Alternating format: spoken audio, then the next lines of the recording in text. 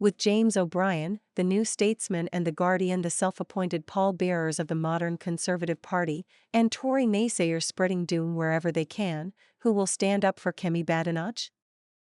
The case for the embattled Tory leader is not an easy one to make. Kemi Badenoch has mistakes aplenty littering her 6 months in office.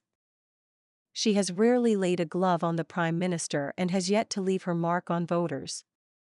The pollsters are clear that the May local elections will be a catastrophe, and Badenoch faces major hurdles in her bid to bring the Conservative Party back from the political wilderness of July 2024.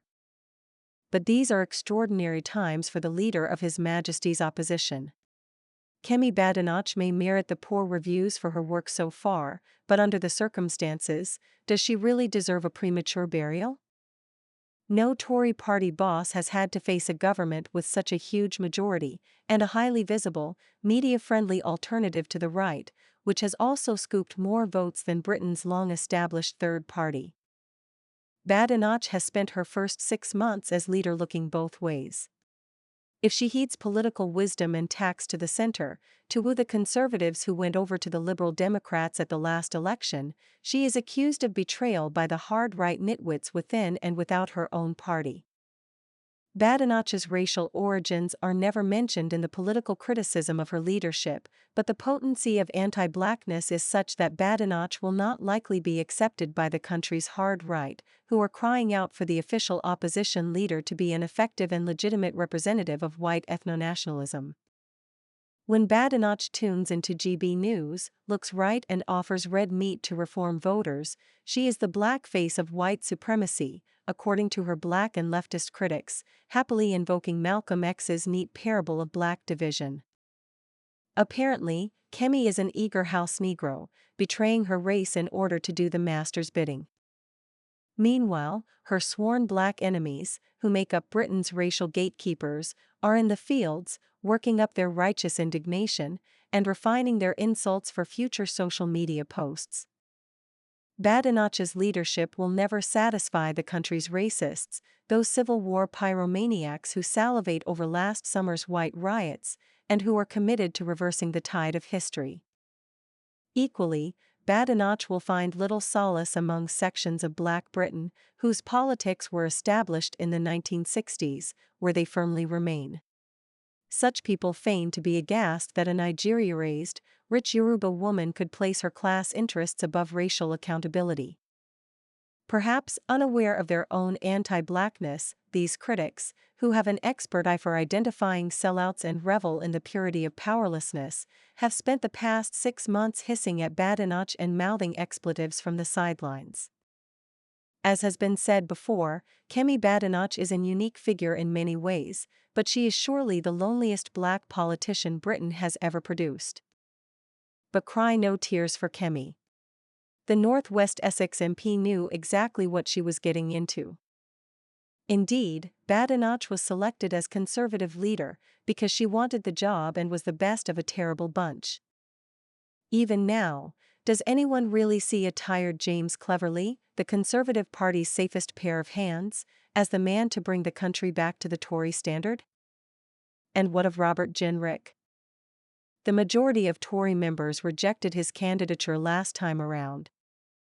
According to Conservative chatter, Jenrick invites suspicion because he has yet to see a bandwagon he didn't want to clamber aboard.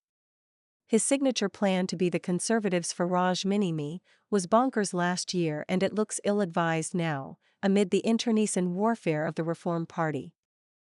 Look at what has happened to France's Republicans. When faced with the threat of Marine Le Pen's racist insurgency, they listened to the Jenricks in their ranks, held their noses and jumped off the bridge marked decency and into the political abyss. It was supposed to be ruthless and winning politics until the votes were counted in election after election and the party vanished into irrelevance. Jenrick may come again, but if the Conservative Party were to hand him the keys to Party HQ, might he not become his party's Valérie Pécresse? Reform's internal war seems destined to splinter the right yet further and might, in the long term, remove from the board Nigel Farage as a political threat to conservatism. Such a scenario would allow Badenoch to sleep a little easier and should encourage her party's wiser heads to leave her in place, even after the disastrous May elections, if only to avoid another public donkey race. Badenoch was supposed to be the candidate who would get the party noticed. Fortunately, she has defied expectations and not chased media oxygen by igniting culture war firestorms. These may come later this year. What Badenoch has done, albeit to little acclaim, is to navigate Britain's treacherous political terrain with due deference and diligence. The Tory leader has reached out to reform voters, with her low-key immigration controls and the cancelling of net zero commitments. It was a nod to Margaret Thatcher's mid-1970s strategy of reeling in sympathetic National Front voters by turning up the volume on her anti-immigrant rhetoric. Yes, Badenoch is playing with fire by refusing to rule out Britain's exit from the European Convention on Human Rights. But so far, she has yet to firmly place her thumb in the eye of the Conservatives' business constituency, the pragmatists who really run the party, and who have had a financial stake in the uninterrupted supply of migrant labor for the past 7 decades, at least.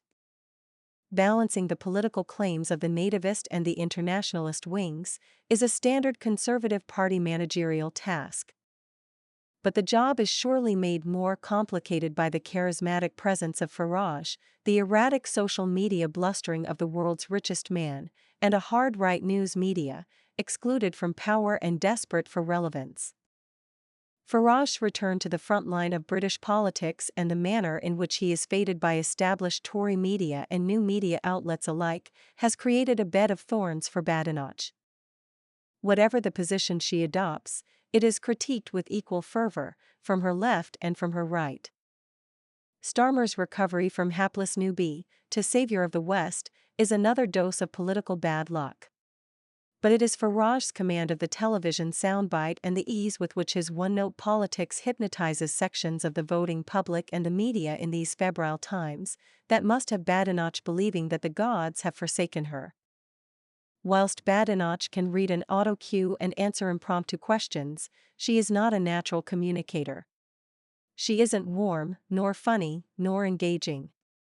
In fact, she seems to be the epitome of the very modern politician, who is good with the policy wonks and the spads and less good with the general public.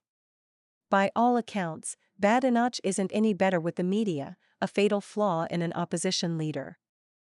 Yes, Badenoch needs to up her mainstream and social media game, but in all fairness, it is too soon for her to resonate as a new Tory voice, with memories of 14 difficult years of Conservative rule still reasonably fresh in the public mind.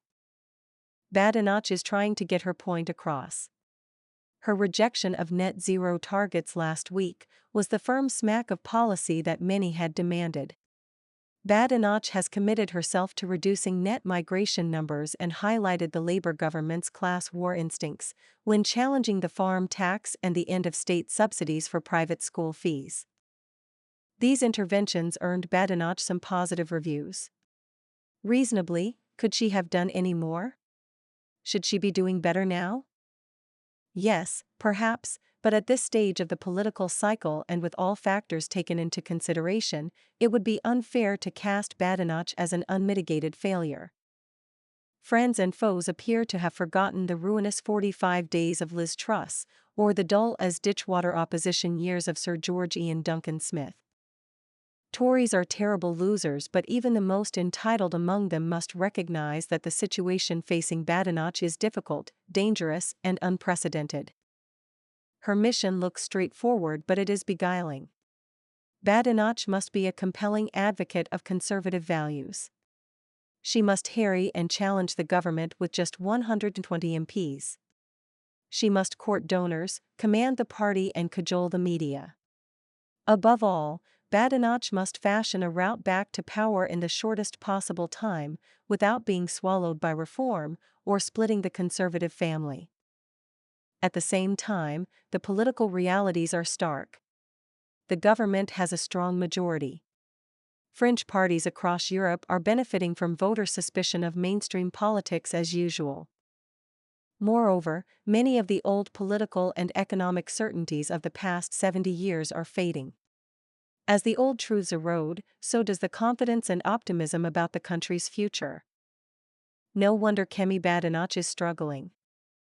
Thank you for listening to this podcast from our master's blankets. We are delighted to have your attention. Please like and share this podcast. And whilst you're here, please subscribe to this channel. This helps us to keep going and to reach more people with our detailed updates on Kemi Badenoch's leadership of the Conservative Party and the challenges she faces. See you next time.